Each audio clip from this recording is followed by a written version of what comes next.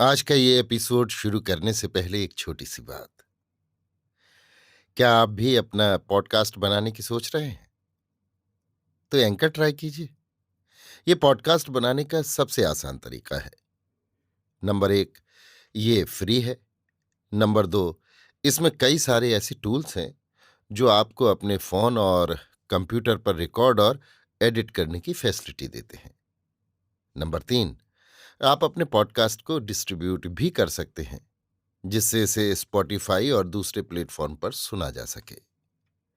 तो डाउनलोड कीजिए free anchor app या विजिट कीजिए anchor.fm पर अपना पॉडकास्ट स्टार्ट करने के लिए। ये तो थी एक छोटी सी जानकारी, और अब शुरू करते हैं एपिसोड का सिलसिला।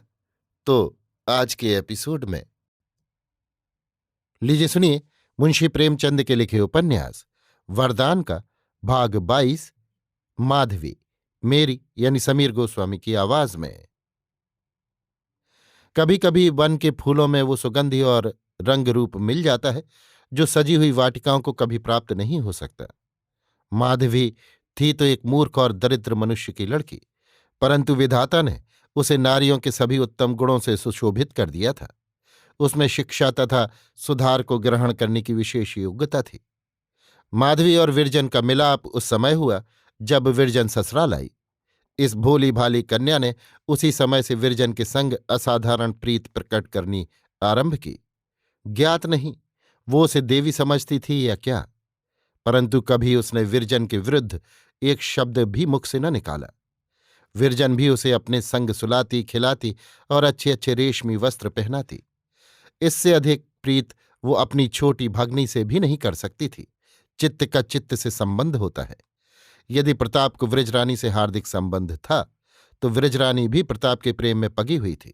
जब कमलाचरण से उसके विवाह की बात पक्की हुई, तो वो प्रतापचंद्र से कम दुखी न हुई। हाँ, लज्जावश उसके हृदय के भाव कभी प्रकट न होते थे। विवाह हो जाने के पश्चात उसे नित्य ये चिंता रहती थी कि प्रतापचंद्र के पीड़ित हृदय को कैसे तसल्ली दूं। मेरा जीवन तो इस भांति आनंद से बीतता है, बेचारे प्रताप के ऊपर न जाने कैसी बीतती होगी। माधवी उन दिनों 11वें वर्ष में थी। उसके रंग रूप की सुंदरता, स्वभाव और गुण देख देख कर आश्चर्य होता था। विरजन को अचानक ही ये ध्यान आया कि क्या मेरी माधवी इस योग्य नहीं कि प्रताप उसे अपने कंठ का हार बनाए। उस दिन से वो माधवी के सुधार और प्यार में और भी अधिक प्रवृत्त हो गई।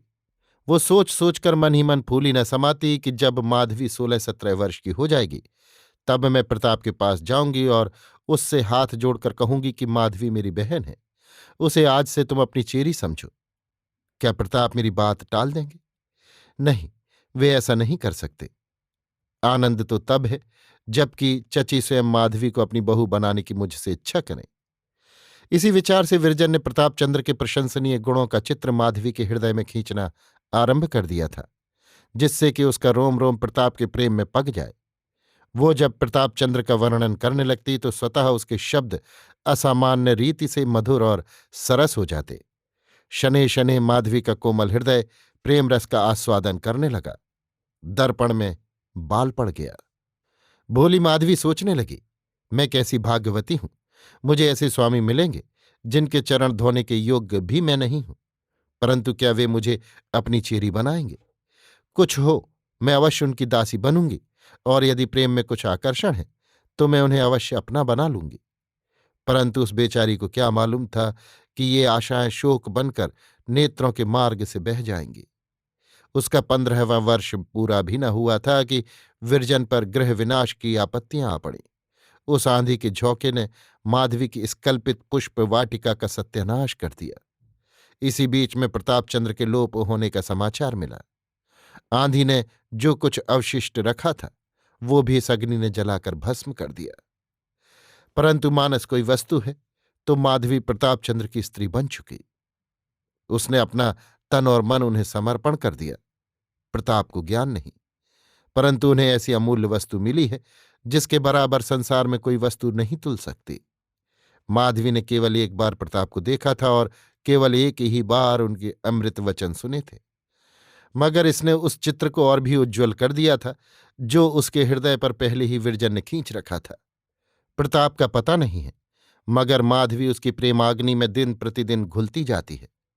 उस दिन से कोई ऐसा व्रत नहीं था जो माधवी न रखती हो, कोई ऐसा देवता नहीं था जिसकी वो पूजा न करती हो, और वो सब इसलिए कि ईश्वर प्रताप को जहां कहीं वे हों कुशल से रखे।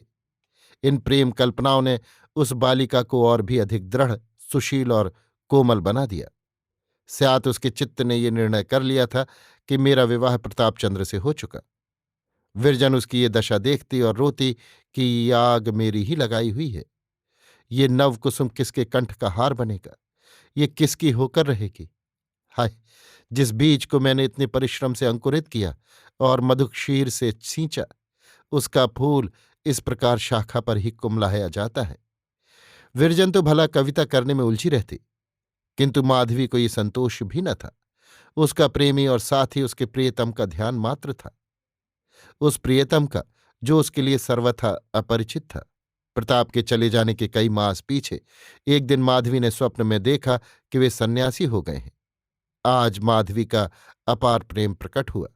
आकाशवाणी सी हो गई कि प्रताप ने अवश्य सन्यास ले लिया। आज से वो भी तपस्विनी बन गई। उसने अपने सुख और विलास की लालसा हृदय से निकाल दी। जब कभी बैठे बैठे माधवी का जी बहुत आकुल होता तो वो प्रतापचंद्र के घर चली जाती। वहां उसके चित्त को थोड़ी देर के लिए शांति मिल जाती थी। ये भवन माधवी के लिए एक पवित्र मंदिर था। जब तक विरजन और सुवामा के हृदयों में ग्रंथि पड़ी हुई थी, वो यहां बहुत कम आती थी। परंतु जब अंत में विरजन के पवित्र और आदर्श जीवन ने ये गांठ खोल दी और वे गंगा यमुना की भांति परस्पर गले मिल गईं, तो माधवी का आवागमन भी बढ़ गया। सुवामा के पास दिन दिन भर बैठी रह जाती। इस भवन की एक एक अंगुल पृथ्वी प्रताप का स्मारक थी। इसी आंगन में प्रताप ने काठ के घोड़े दौड़ाए थे और इसी कुंड में कागज की नावें चलाई थी। नौकाएं तो स्यातकाल के भंवर में पड़कर डूब गई, परंतु घोड़ा अब भी विद्यमान था। माधवी ने उसकी जर्जरित अस्थियों में प्राण डाल दिया और उसे वाटिका में कुंड के किनारे एक पाटल वृक्ष की छाया में बांध दिया। यही भवन प्रतापचंद्र का शयनागार था। माधवी अब उसे अपने देवता का मंदिर समझती है। इसी पलंग ने प्रताप को बहुत दिनों तक अपने अंक में थपक थपक कर सुलाया था। माधवी अब उसे पुष्पों से सुसज्जित करती है। माधवी ने इस कमरे को ऐसा सुसज्जित कर दिया जैसा वो कभी न था। चित्रों के मुख पर से धूल की यवनिका उठ गई। लैंप का भाग पुनः चमक उठा। माधवी की इस अनंत प्रेम भक्ति से सुवामा का दुख भी दूर हो गया। चिरकाल से उसके मुख पर प्रतापचंद्र का नाम कभी न आया था। विरजन से मेल मिलाप भी हो गया, परंतु दोनों स्त्रियों में कभी प्रतापचंद्र की चर्चा भी न होती थी। विरजन लज्जा से संकुचित थी और सुवामा क्रोध से। किंतु माधवी के प्रेमानल से पत्थर भी पिघल गया। जब वो प्रेम वेहवल होकर प्रताप के बालपन की बातें पूछने लगती तो सुवामा से न रहा जाता। उसकी आंखों में जल भरा था। तब दोनों की दोनों रोती और दिन दिन भर प्रताप की बातें समाप्त न होती। क्या अब माधवी के चित्त की दशा सुवामा से छिप सकती थी? वो बहुधा सोचती कि क्या ये तपस्विनी इसी प्रकार प्रेमाग्नि में जलती रहेगी, और वो भी बिना किसी आशा के। एक दिन वृजरानी ने कमला का पैकेट खोला तो पहले ही पृष्ठ पर एक परम प्रतिभापूर्ण चित्र विविध रंगों में दिखाई पड़ा। ये किसी महात्मा का चित्र था। उसे ध्यान आया कि मैंने इन महात्मा को कहीं अवश्य देखा है। सोचते सोचते अकस्मात उसका ध्यान प्रतापचंद्र तक जा पहुंचा। आनंद के उमंग में उछल पड़ी और बोली, माधवी तनिक यहाँ आना। माधवी फूलों की क्यारियां सींच रही थी। उसके चित्त विनोद का आजकल यही कार्य था। वो साड़ी पानी में लथपथ, सिर के बाल बिखरे, माथे पर पसीने के बिंदु और नेत्रों में प्रेम का रस भरे हुए आकर खड़ी हो गई। विरजन ने कहा, आ तुझे एक चित्र दिखाऊं। माधवी ने कहा, किसका चित्र है, देखूं। माधवी ने चित्र को ध्यानपूर्वक देखा। उसकी आंखों में आंसू आ गए। विरजन, पहचान गई? माधवी, क्यों, ये स्वरूप तो कई बार स्वप्न में देख चुकी हूं। बदन से कांति बरस रही है। विरजन, देखो, वृत्तांत भी लिखा है। माधवी ने दूसरा पन्ना उल्टा तो स्वामी बालाजी शीर्षक लेख मिला। थोड़ी देर तक दोनों तन्मय होकर ये लेख पढ़ती रहीं, तब बातचीत होने लगी। विरजन, मैं तो प्रथम ही जान गई थी कि उन्होंने अवश्य सन्यास ले लिया होगा। माधवी पृथ्वी की ओर देख रही थी, मुख से कुछ न बोली। विरजन, तब में और अब में कितना अंतर है। मुखमंडल से कांति झलक रही है, तब ऐसे सुंदर न थे। माधवी। विरजन। ईश्वर उनकी सहायता करे। बड़ी तपस्या की है। नेत्रों में जल भरकर। कैसा संयोग है। हम और वे संग संग खेले, संग संग रहे। आज वे सन्यासी हैं और मैं वियोगनी। ना जाने उन्हें हम लोगों की कुछ सुध भी है या नहीं। जिसने सन्यास ले लिया उसे किसी से क्या मतलब। जब चाची के पास पत्र न लिखा तो भला हमारी सुधि क्या होगी। माधवी। बालकपन में वे कभी योगी योगी खेलते तो मैं मिठाइयों की भिक्षा दिया करती थी। माधवी ने रोते हुए न जाने कब दर्शन होंगे कहकर लज्जा से सिर झुका लिया। विरजन। शीघ्र ही आएंगे। प्राणनाथ ने ये लेख बहुत सुंदर लिखा है। माधवी। एक एक शब्द से भक्ति टपकती है। विरजन। वक्तृता की कैसी प्रशंसा की है। उनकी वाणी में तो पहले ही जादू था, अब क्या पूछना। प्राणनाथ के चित्त पर जिसकी वाणी का ऐसा प्रभाव हुआ वो समस्त पृथ्वी पर अपना जादू फैला सकता है। माधवी। चलो चाची के यहां चले। विरजन। हाँ, उनका तो ध्यान ही नहीं रहा। देखें क्या कहती हैं। प्रसन्न तो क्या होंगी। माधवी। उनकी तो अभिलाषा ही ये थी, प्रसन्न क्यों ना होंगी। विरजन। चल, माता ऐसा समाचार सुनकर कभी प्रसन्न नहीं हो सकती। दोनों स्त्रियां घर से बाहर निकली। विरजन का मुख कमल मुरझाया हुआ था, पर माधवी का अंग अंग हर्ष से खिला जाता था।